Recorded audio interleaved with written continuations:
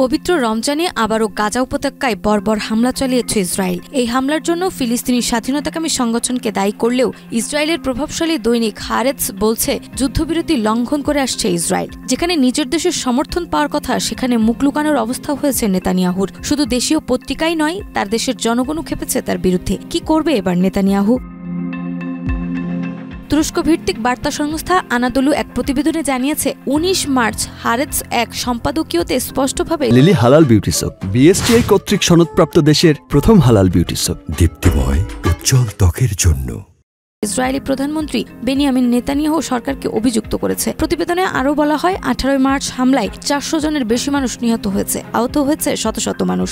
এই হামলায় ১৯ জানুয়ারি থেকে কার্যকর হওয়া যুদ্ধবিরতি ও বন্দি বিনিময় চুক্তিকে সরাসরি লঙ্ঘন করেছে।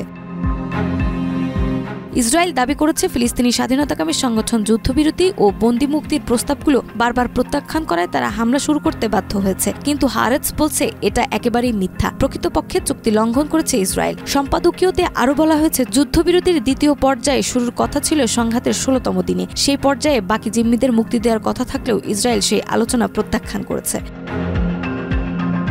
হারেতস আরও বলেছে, ইসরায়েলের গাজায় মানবিক সাহায্য বন্ধ করেছে, সীমান্ত ক্রসিং বন্ধ করেছে এবং বিদ্যুৎ সরবরাহ বন্ধের ঘোষণা দিয়েছে, যা সবই যুদ্ধবিরতির শর্ত লঙ্ঘনের উদাহরণ। চুক্তিতে বলা হয়েছিল দ্বিতীয় পর্যায়ে আলোচনা চলাকালে মানবিক সহায়তা চলমান থাকবে। প্রসঙ্গত, চুক্তির প্রথম ধাপ শেষ হলে নেতানিয়াহু দ্বিতীয় ধাপের আলোচনায় অস্বীকৃতি জানায়। সর্বশেষ নেতানিয়াহু জিম্মিদের মুক্তির জন্য হামলা চালানো হয়েছে এই দাবিকেও মিথ্যা বলে নিন্দা জানিয়েছে হারেতস। তারা বলছে, এই সামরিক আক্রমণ জিম্মি, ইসরায়েলি সেনা, গাজার সাধারণ নাগরিক সকলের জীবনকে হুমকির মুখে ফেলছে এবং গাজার অবশিষ্ট ভূখণ্ডকেও ধ্বংস করে দিচ্ছে।